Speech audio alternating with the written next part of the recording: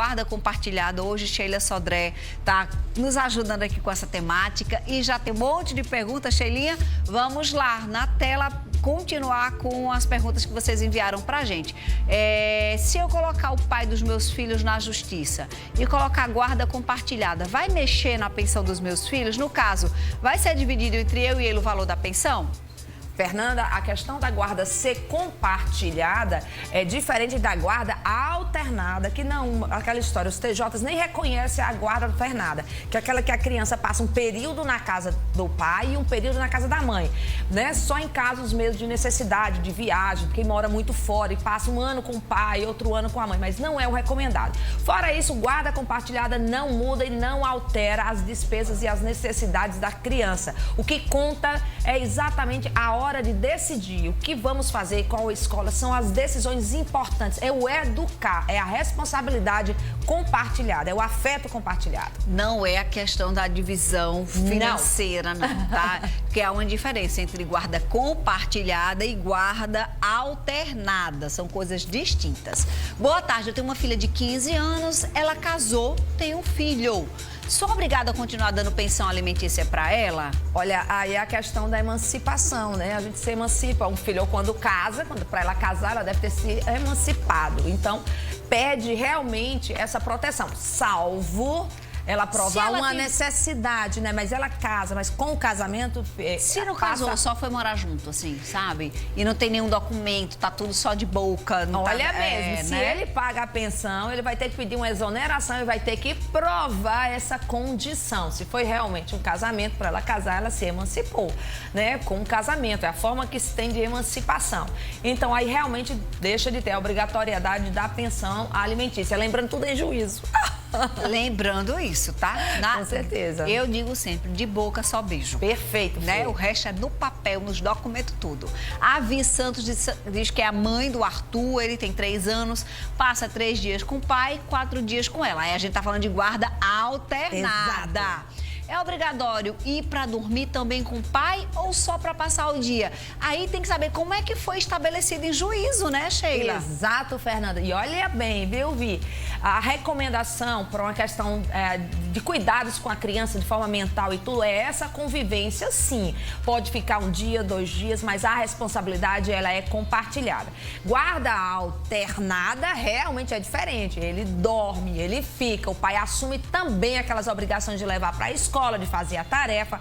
A guarda, ela é alternada porque tá uns dias com o pai e um dia com a mãe. Então, logicamente, o dormir faz parte disso também, da convivência, do momento, às vezes, que é o que o pai tem para ficar à noite, para conversar, para fazer tarefa. Então, sim, veja o que está combinado, o que foi acertado e siga a risco que está no juízo que foi definido.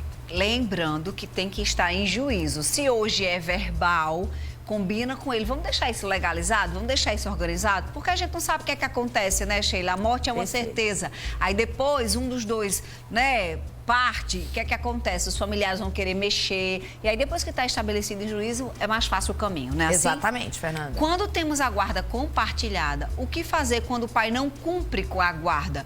Eu tenho pena dos meus pequenos, pois quando é o dia dele vir buscar, ele não vem. E os meus filhos ficam tristes e sempre me perguntam por que ele não veio. Sempre tenho que dar desculpas. Primeiro, eu tenho que lhe parabenizar por você não estar fazendo alienação parental. Perfeito. Eu sei que não deve ser fácil, enquanto mãe, dizer para os filhos que o pai não veio buscar e não me impelir-se em dizer porque ele é isso, porque ele é aquilo, porque ele é irresponsável, porque ele não tem afetividade. Eu sei que deve ser muito difícil se controlar, mas aí você não sabe o bem que você, ou sabe o bem que você está fazendo para o sócio emocional do seu filho ou dos seus filhos. Parabéns por essa decisão. Agora, em compensação, legalmente, Fernanda, tem instrumentos, né? Tem sim. Agora, legalmente, e o que você deve fazer é realmente chamar o pai e discutir isso quantas vezes for necessário, chamá-lo à responsabilidade e mostrar para ele a dor que ele está causando nos filhos. Isso é muito importante. Nunca discutir isso com os filhos, mas realmente passar para ele. E se chegar ao ponto disso estar sendo aquela história, algo que já virou uma rotina, busque o judiciário para organizar essas visitas. E aí, se ele não tem condições realmente de pegar todo final de semana ou a cada 15 dias, Então não estabeleça isso, que fique nas férias, mas deixe alguma possibilidade que ele possa honrar e cumprir com os compromissos. Porque isso gera, sim, traumas nas crianças. Você não faz ideia.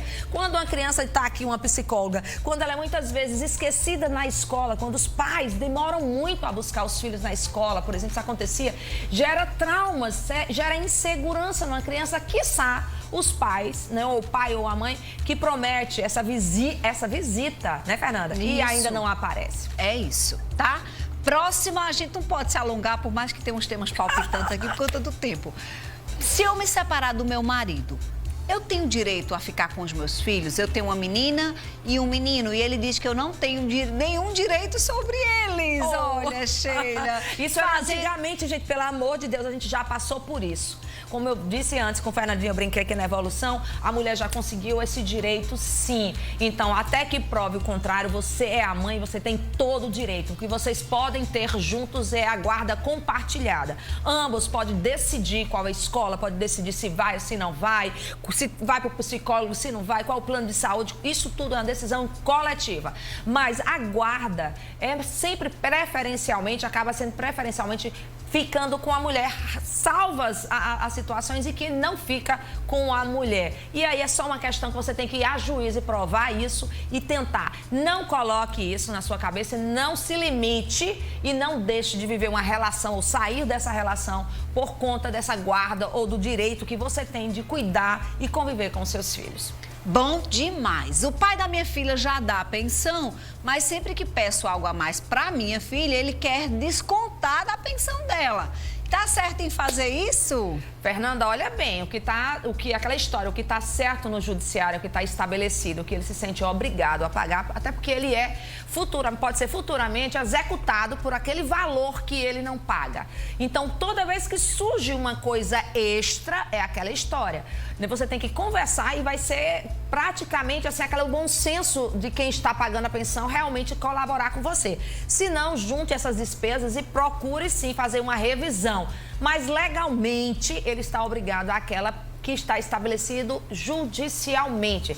Você vai ter que realmente convencê-lo ou então fazer uma revisão de pensão. Valdinho traz pra gente uma questão. Obrigada, Valdinho, pela sua pergunta. Ele é separado, a filha mora com a avó e a mãe não se posiciona como deve. Esse se posiciona, a gente não sabe especificamente do que ele se fala, né? Isso. Mas ele quer saber se ele tem direito à guarda da filha. Tem, Valdinho. Se você acha que você, né, tem capacidade, possibilidade de entrar com guarda compartilhada ou com guarda alternada, faça isso judicialmente. Exatamente. Tome essa iniciativa e isso é, assim, o melhor que você pode fazer também para essa convivência com os seus filhos.